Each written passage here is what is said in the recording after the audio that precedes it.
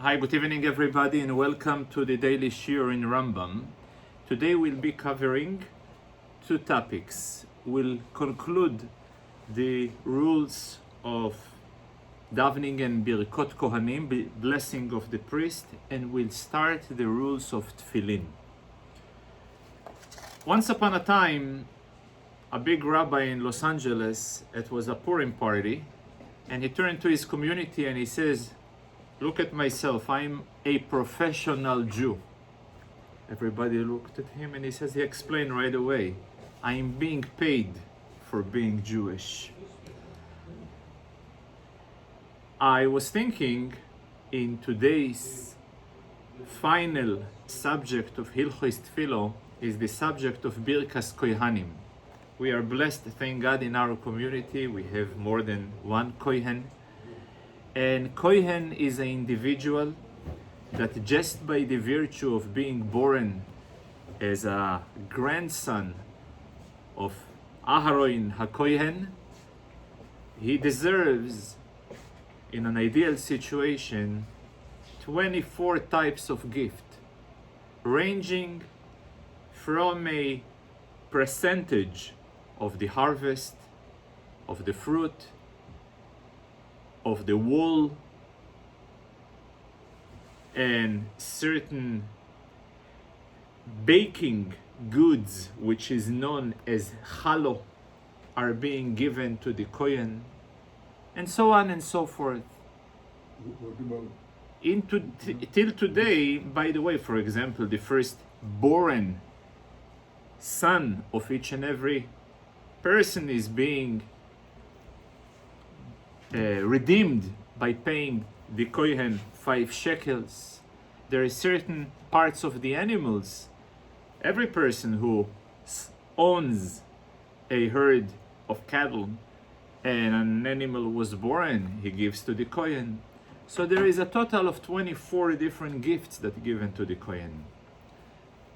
So you imagine what the Kohen gives us in exchange is the blessings. It's a very, very, very special gift that the Kohen gives in exchange of all the goods that he is entitled to collect. So the final 2 chapters of the Rambam of today are covering the do's and the don'ts of the blessings of the Kohanim. So we'll start with the do's, but as usual, it reminds me a story.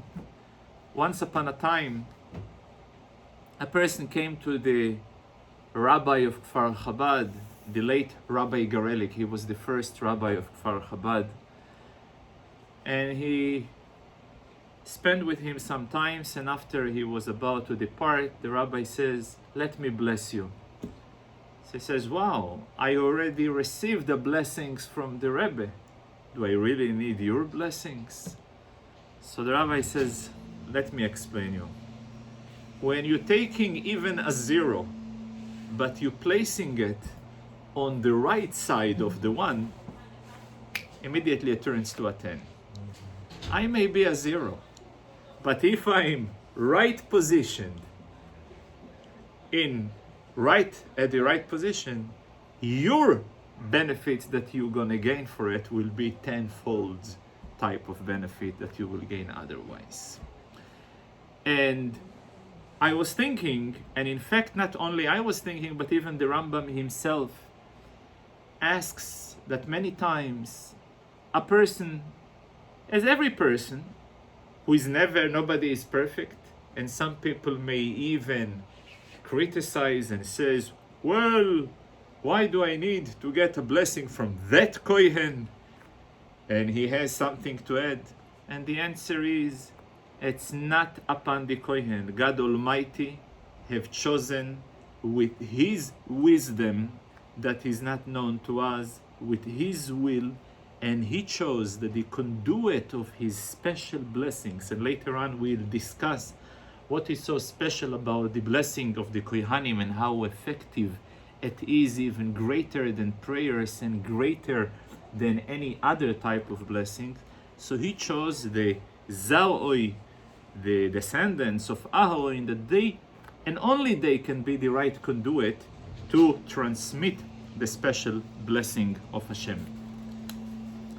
So we're going to go generally to the do's. First of all, it must be done in Hebrew. It must be done by the Chazan saying one word and they repeating another words. It must be done loud. It must be done in a way that they will face the community. At the same time, the community is not allowed to look right into their face when they are being blessed. And the reason today is in order not to be distracted and not to distract them. However, at the time when the temple was around, at that time the presence of the Shekhinah was resting upon their hands. So by looking at their hands is being exposed to high frequencies of energy, of spiritual energy, which was very harmful. It was in the temple. Today it's irrelevant, but nevertheless the prohibition exists, but for a different reason. I remember as children, some of the elderly people used to threaten their child, and he says, well, if you look at the Kohanim the first time, you're getting blind on one eye. If you're looking the second time, on the second eye. If you're looking at the third time, you're getting deaf. How is it possible? Then the only explanation we had that, the elderly people held a third eye somewhere is it, and it became a project on their own to look after the third eye.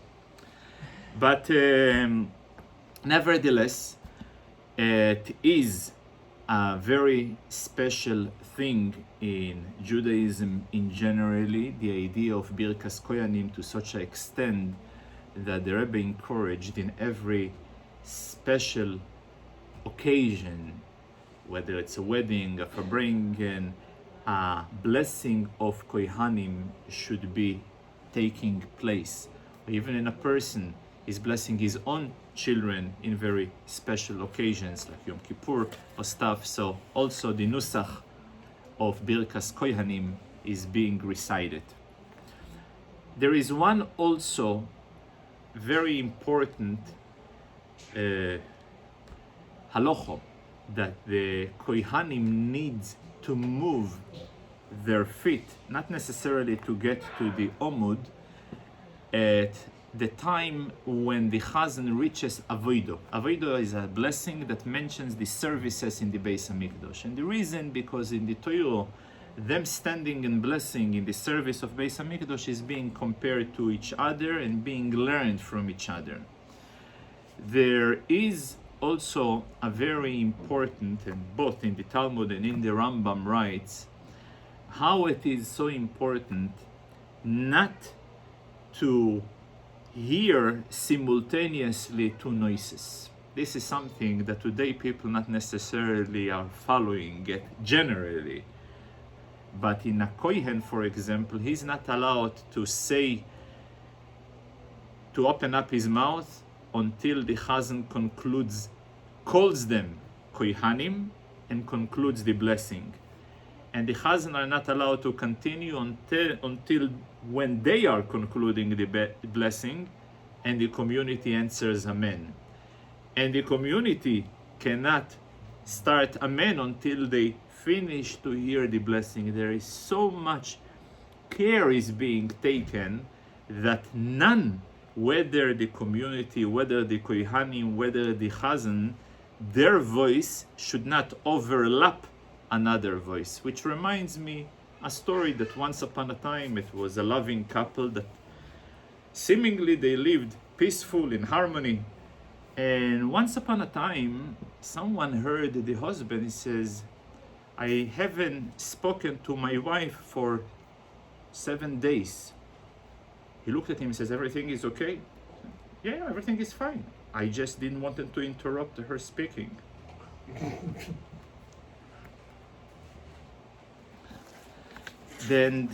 So that's basically the do's of the Birkas Kohanim.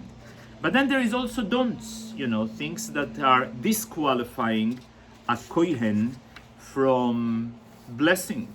If a Kohen was involved in idol worship, if was involved in murder, if he has not been washing his hands, those items are disqualifying the Kohen from blessing the community.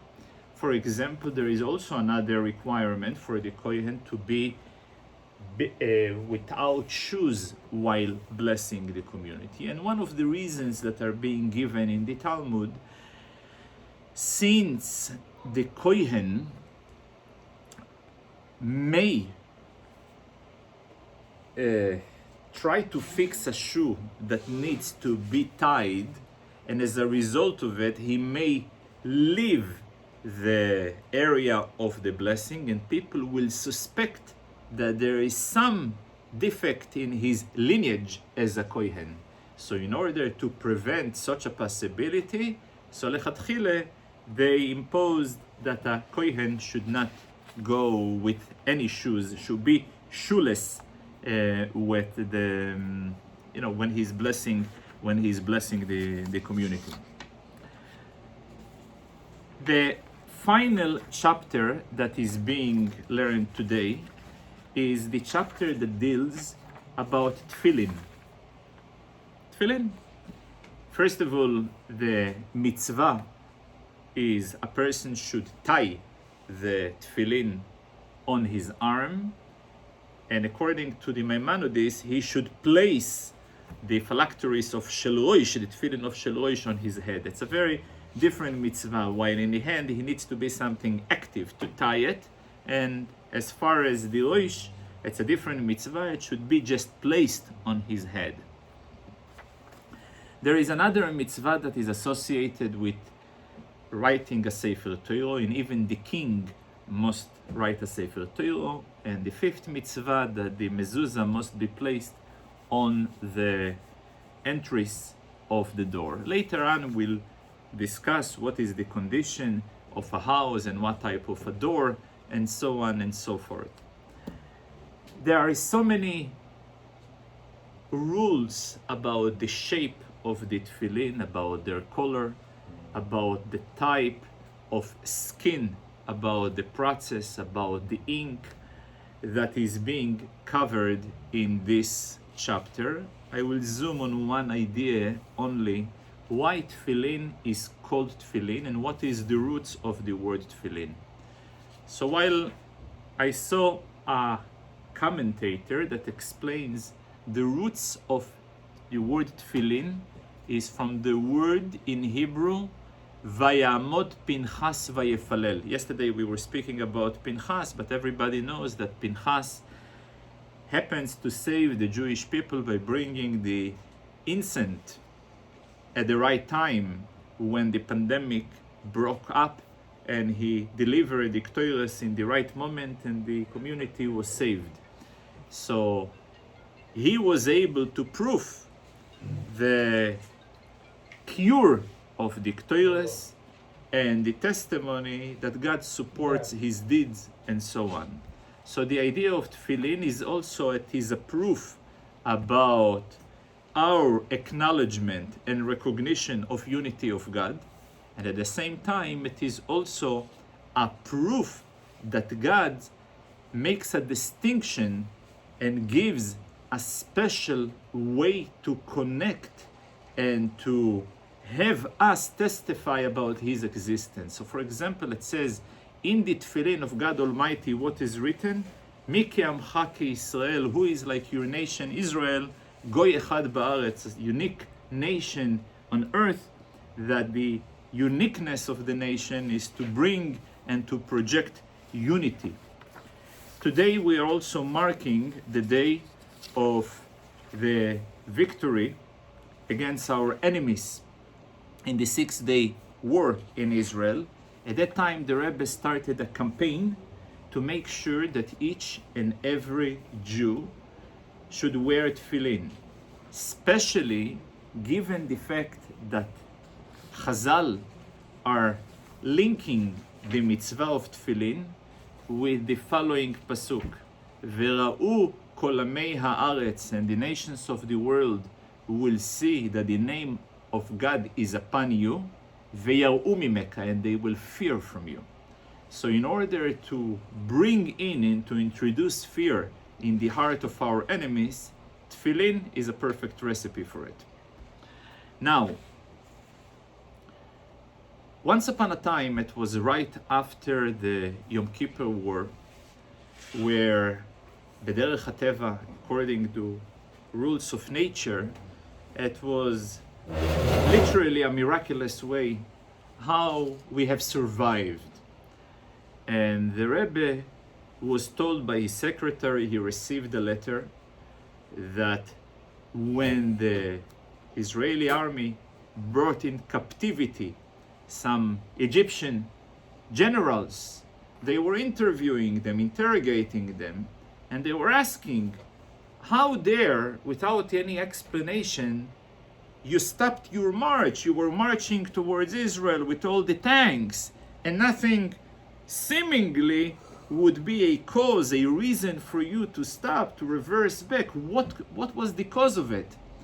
And they said, well, we, throughout our mishkafot, binoculars,